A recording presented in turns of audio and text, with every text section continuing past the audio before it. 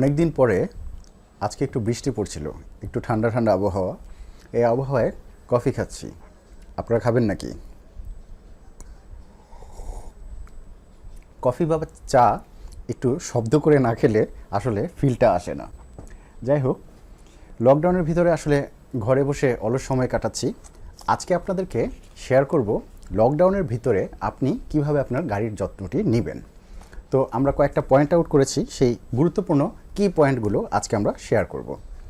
প্রথমে ধরে নিই, লকডাউনে যদি আপনার বাড়ির নিচে যে গ্যারেজটি আছে সেখানে আপনার গাড়িটি দীর্ঘদিন বসে থাকে, তাহলে কিন্তু এক পর্যায়ে দেখবেন কিছু উদ্ভট সমস্যা যেগুলো আপনি রেগুলার লাইফে কখনোই ফেস করেননি, এই জিনিসগুলো আপনি লক্ষ্য করবেন। সেগুলো কি আমরা ওয়ান বাই ওয়ান আসবো, এবং এই ভিডিওর লাস্টে আমি কিছু বোনাস ট্রিক্স শেয়ার করব যেগুলো হচ্ছে হাইব্রিড গাড়ির জন্য।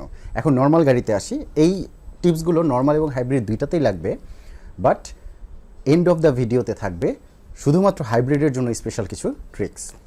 তো প্রথমে হচ্ছে, গাড়ি রেগুলার যদি দীর্ঘদিনের জন্য থাকে, আপনি চেষ্টা করবেন 3-4 দিন পর, অ্যাটলিস্ট 3 দিন বা 4 দিন পর পর আপনার যদি আশেপাশে গাড়িটি থেকে থাকে বা নিচের গ্যারেজে থাকে, তাহলে গিয়ে গাড়িটি স্টার্ট দিয়ে 10 মিনিটের মতো এটাকে রানিং রেখে তারপর অফ করে দিবেন। তো যখন আপনি গাড়িটি রান করবেন, আপনি জাস্ট নিউট্রাল থেকে গিয়ার, গিয়ার থেকে পার্কিং থেকে রিভার্স থেকে ড্রাইভে দিয়ে গাড়িটি আপনি কিছুক্ষণ রানিং রেখে অফ করে দিবেন। এতে হবে কি, পুরো গাড়িটির লুব্রিকেশন সিস্টেমটা অন থাকবে এবং গাড়ির যেই ছোট ছোট কম্পোনেন্টসগুলো আছে এগুলো একটু লুব্রিকেটেড হবে। গেল এক।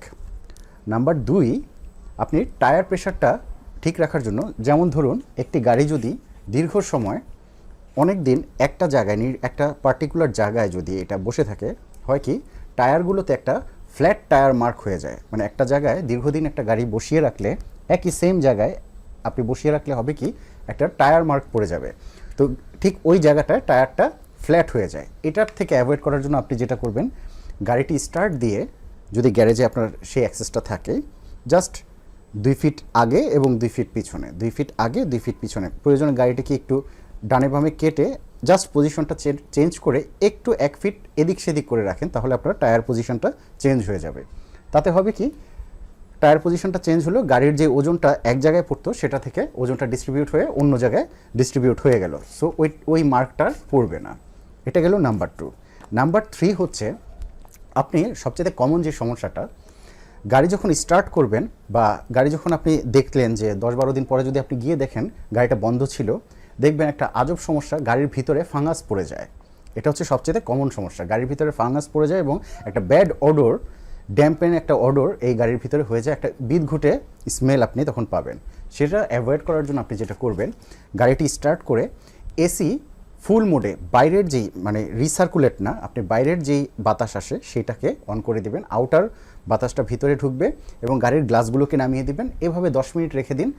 গাড়ির এসি কম্পোনেন্টগুলো রিসার্কুলেট হলো, গাড়ির এসির গ্যাসটা রিসার্কুলেট হলো এবং টোটাল গাড়িটার ভিতরে যে ব্যাড ওডরটা এটা বের হয়ে গেল।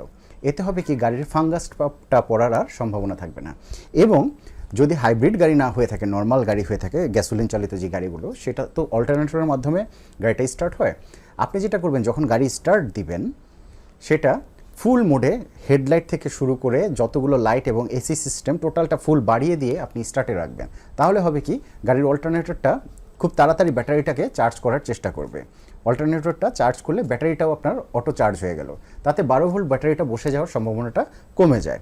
এমনিতে এসি না চালালে অল্টারনেটরটা কম কাজ করবে, গাড়িটার রিচার্জ হতে, মানে গাড়ির ব্যাটারিটা রিচার্জ হতে একটু বেশি টাইম লাগবে। তাই অল্প সময়ের জন্য সব কিছু অন টন করে দিয়ে আপনি আপনার হেডলাইট, পার্কিং লাইট, যেই লাইটগুলো আছে সবগুলো জ্বালিয়ে দিয়ে ফুল ভলিউমে আপনার এসি ছেড়ে, প্রয়োজনে মিউজিক সিস্টেম ছেড়ে, তারপরে আপনি গাড়িটাকে স্টার্টে ফেলে রাখেন 10 মিনিট, একটু হাঁটাহাঁটি করুন, আবার গাড়িটিকে বন্ধ করে দিন।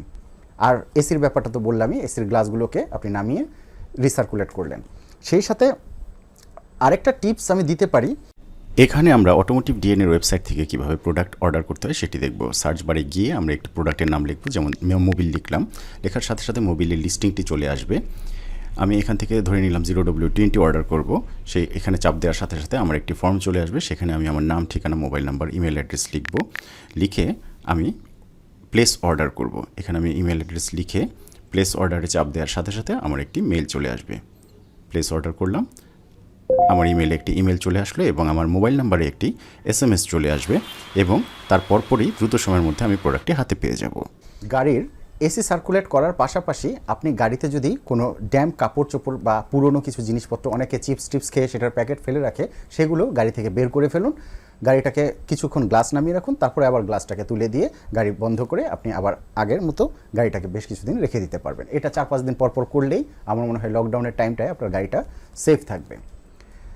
নাম্বার 4 যে টিপসটা, সেটা হচ্ছে শুধুমাত্র যাদের গাড়ি নিজের বাসার গ্যারেজের নিচে থাকে। এমন বাংলাদেশে এই ফ্যাসিলিটিসটা অনেকে হয়তো পায় না, গাড়িটা অন্য কোনো জায়গায় রাখতে হয় বা ভাড়া করা অন্য কোনো গ্যারেজে রেখে আসতে হয়, সেখানে এটি আপনি অ্যাপ্লাই করতে পারবেন না। তবে যদি আপনার নিজের বাড়ি হয়, নিজের বাড়ির গ্যারেজে আপনার বাসার নিচেই থাকে, শব্দ পাওয়া যাচ্ছে নাকি? আসলে চা কফি একটু শব্দ না করে খেলে কেমন একটু গ্রাম্য গ্রাম্য ভাব আসে আর কি। যাই হোক, যেটা বলছিলাম, এখন তো অবশ্য গাড়ি নিয়ে কথা বলছি, একটু ভাব ধরে কথা বলতে হবে। যাই হোক, আমরা যেখানে ছিলাম আর কি, কোথায় ছিলাম, গাড়িটি যদি আপনার নিজের গ্যারেজে থাকে, মানে নিজে যে গ্যারেজটা আপনি ওন করবেন সেখানে যদি থাকে, তাহলে এই ফ্যাসিলিটিসটা আপনি অ্যাভেল করতে পারবেন। সেটা হচ্ছে, পারলে আপনি গাড়িটি বন্ধ করে গ্লাসটিকে 1/2 ইঞ্চি, যে কোনো একটি গ্লাস 1/2 ইঞ্চি নামিয়ে রাখবেন, জাস্ট আঙুল ঢুকে এরকম পরিমাণ, এর বেশি না, তাহলে হয়তো এটা কিছু চুরি টুরি হওয়ার সম্ভাবনা থাকতে পারে। 1/2 ইঞ্চ নামিয়ে রাখবেন যাতে কেউ বোঝা না যায়। ম্যাক্সিমাম গাড়িতে জাপানিজ যে গাড়িগুলো আসে সেগুলোতে কিন্তু রেইন শেড থাকে, ওটা বোঝা যাবে না, কিন্তু রেইন শেড না থাকলে 1/2 ইঞ্চ নামিয়ে রাখলেও আলো বাতাস আসা যাওয়ার কারণে গাড়িটিতে কিন্তু সেই বদ্ধ যে একটা স্মেল হয় সেটা হবে না। নাম্বার 5 যেটা আমি মনে করি, অনেকে যেটা করেন, গাড়ি পার্ক করার সাথে সাথে হ্যান্ড ব্রেকটি দিয়ে দেন, বা যাদের ফুট ব্রেক থাকে, হ্যান্ড ব্রেকটা অনেক গাড়িতে পায়ে থাকে, সেটা আপনি প্রেস করে চলে আসেন। এটাতে হয় কি, লং টাইম যদি আপনি গাড়ির হ্যান্ড ব্রেক চেপে রাখেন, হ্যান্ড ব্রেকটা কিন্তু বসে রাস্ট জমে যায় এবং আপনার অনেক সময় হ্যান্ড ব্রেক আপনার গাড়ির ডিস্কের সাথে একদম লেগে যায়, পরে এটা খুলতে অনেক সমস্যা হয়। সেজন্য লং টার্মের জন্য আপনি এটা করবেন না, আপনি হ্যান্ড ব্রেকটা খোলা অবস্থাতেই এটাকে পার্ক করে রেখে আসবেন। যদি জানেন যে লকডাউন দিচ্ছে তখন এটা করবেন, আর যদি আপনি জানেন না লকডাউন দিয়েছে, তাহলে যদি সম্ভব হয় গিয়ে সেই হ্যান্ড ব্রেকটা যদি দেয়া থাকে সেটাকে তুলে দিয়ে রেখে আসবেন। গাড়ি পিতে থাকলে, অটো গিয়ারে পিতে থাকলে বা পার্কিংয়ে থাকলে এটা এমনি গিয়ারে এঙ্গেজ থাকে, সমস্যা নেই। আর ম্যানুয়াল গিয়ারে থাকলে গাড়িটিকে যে কোনো একটা 3 বা 4 নম্বর গিয়ারে দিয়ে আপনি রেখে চলে আসবেন। এটাতে হবে কি, গাড়ির যে হ্যান্ড ব্রেক সিস্টেমটা, এটা গাড়ির ডিস্কের সাথে লম্বা সময়ের জন্য রাখলে যেটা লেগে যাওয়ার সম্ভাবনা থাকে সেটা হবে না।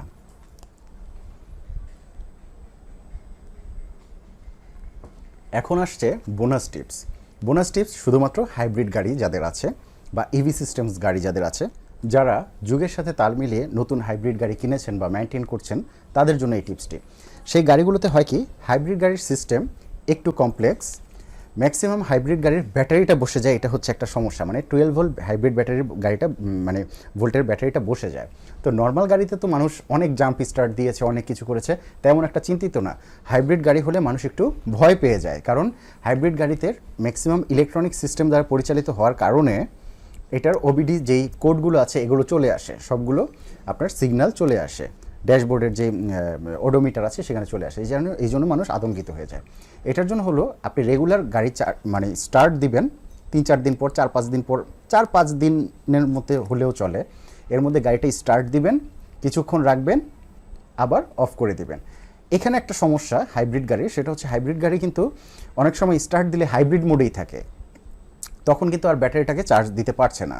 তো কি করবেন, আপনি জাস্ট কিছুক্ষণ এই গ্যারেজের ভিতরে যদি 5 ফিট এদিক সেদিক কিছুক্ষণ করেন এবং এসিগুলোকে ফুল ভলিউমে ছেড়ে টোটাল মিউজিক সিস্টেম, টোটাল গাড়ির যে অপারেটিংটা আছে সবগুলো জিনিস অন করে রেখে দেন আপনি হাইব্রিড সিস্টেমটাকে চার্জিং মোডে নিয়ে যেতে পারবেন। একটু গেলে কিছুক্ষণ চালিয়ে রাখলে এটা চার্জিং মোডে চলে যাবে। তো তাহলে 12 ভোল্ট ব্যাটারিটাও চার্জ হলো, আপনার হাইব্রিডের যে ইভি ব্যাটারিটা আছে সেটাও চার্জ হলো।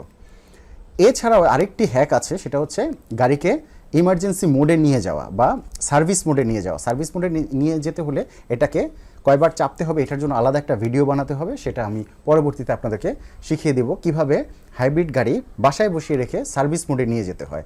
দেন আপনি টোটাল এটা প্রথমেই অন করেই চার্জিং মোডে নিয়ে যেতে পারবেন, গাড়িটা চার্জ হতে থাকবে, 12 ভোল্ট ব্যাটারিটা এবং ইভি সিস্টেমটা। এটা একটা লম্বা ভিডিও হবে, সেটা আমি আপনাদেরকে প্র্যাকটিক্যালি গাড়িতে গিয়ে আমি আপনাদেরকে দেখিয়ে দেব। এটা ছিল ইভি সিস্টেমের একটা টিপ। আর ওভারঅল গাড়ির জন্য আরেকটা ফাইনাল টিপ আমি দিয়ে দিচ্ছি, সেটা হচ্ছে স্যানিটাইজের জন্য আমরা ওভার কনশাস হয়ে গিয়ে যেটা করি অনেকেই করেন, আমি দেখেছি, সেটা হচ্ছে আপনার ব্লিচিং পাউডার পানিতে গুলে এটা একটা হ্যান্ড স্প্রের মাধ্যমে আমরা গাড়ির আশেপাশে ছিটিয়ে দিই, অনেকে জুতায় দেই, গাড়িতে ঢোকার সময় দিই। ব্লিচিং পাউডার গাড়ির আশেপাশে এটার রেশিওটা যদি বেশি হয়ে যায়, আপনি যদি স্প্রে করেন, এটাতে একটা সমস্যা হয়, গাড়ির যেই মেটাল কন্ডাক্টগুলো আছে, মেটাল কম্পোনেন্টগুলো আছে, এগুলোতে আপনি দেখবেন ছোপ ছোপ দাগ পড়ে গেছে এবং এই দাগগুলো কিন্তু সহজে আপনি পরবর্তীতে উঠাতে পারবেন না। তো আমি বলবো ব্লিচিং পাউডার দেওয়া পানি গাড়ির উপর সরাসরি স্প্রে না করার জন্য। ইভেন ইদানিং অনেক জায়গায় দেখা যায়, যেমন কিছুদিন আগে আমি এটা সম্ভবত মিরপুর ডিওএইচএসের ভিতরে ঢুকছিলাম গাড়ি নিয়ে। তো ওদের ঢোকার সময় কিন্তু একটা চেকপোস্টের মতো বসিয়েছে, সেখানে আপনার স্প্রে করে, আপনার গাড়ির নিচে চেক করে, এরকম একটা ব্যাপার স্যাপার দেখেছিলাম। ওইখান থেকে আসার পরে দেখলাম গাড়িতে ছোপ ছোপ দাগ বসে গেছে। তো এইটা আপনি অ্যাভয়েড করার চেষ্টা করবেন, পারতপক্ষে রিকোয়েস্ট করে বলতে পারেন যে এটা না করার জন্য। আর বাসা বাড়িতে ওভার কনশাস হয়ে আপনার নিজে থেকে এটা স্প্রে করার দরকার নেই, গাড়িতে একটা অন্যরকম দাগ পড়ে যাবে, ছোপ ছোপ দাগ, এটা আপনি পরবর্তীতে পলিশ করা ছাড়া তোলা মুশকিল হয়ে যায়। তো কি দরকার গাড়িটাকে শুধু শুধু এই মেটাল কম্পোনেন্টগুলোকে বরবাদ করার। তো এই ছিল মোটামুটি একটা শর্টকাট অ্যাডভাইস অথবা টিপস বলতে পারেন। এই লকডাউনে যেমন আপনি বাড়িতে বসে আছেন, আপনার গাড়িটিও বাড়িতে বসে আছে। সো তার একটি বিশেষ যত্নের জন্যই আজকের এই স্বল্প কিছু টিপস। আপনারা আশা করি এটি ব্যবহার করে উপকৃত হবেন এবং আপনার গাড়িটিকেও সুস্থ সবল রাখতে পারবেন। আপনারা এনজয় করছিলেন সিজন অটোমোটিভ মোটোপড, বাংলাদেশের প্রথম automotive moto podcast, powered by Sharfan imports, ignited by automotive DNABD. দ্রাস্তে একটি ইম্পর্টেন্ট বিষয়ে আলোচনা করে রাখি। আপনাদের কাছ থেকে প্রতিদিনই অসংখ্য অটোমোটিভ রিলেটেড কোশ্চেনারিজ এবং কল আমার কাছে এসে থাকে, যা হয়তো সময় স্বল্পতার কারণে বা ব্যস্ততায় অনেক সময় অ্যাটেন্ড করা সম্ভব হয়ে ওঠে না। এই জন্য আমি একটি মডিউল ডেভেলপ করেছি। এই ভিডিওর নিচে একটি ডেসক্রিপশন ফর্ম লিঙ্ক আমি দিয়ে রাখছি, যেটি ফিল আপ করে আপনি আপনার বিস্তারিত গাড়ির বিবরণ এবং যে সমস্যাটি আপনি ফেস করছেন সেটি আমাদেরকে জানিয়ে রাখলে অতি অল্প সময়ের মধ্যে আমাদের ডেডিকেটেড অটোমোটিভ এক্সপার্ট টিম আপনার সাথে যোগাযোগ করে আপনাকে ফ্রি কনসালটেন্সি দেওয়ার চেষ্টা করবে। আমি আশা করব এর মাধ্যমে আপনি আপনার কাঙ্ক্ষিত সমস্যাটির সঠিক সমাধান অতি দ্রুত সময়ের মধ্যে পেয়ে যাবেন। সো কফি খেতে খেতে লেটস ইগনাইট দ্য ইন্ট্রো।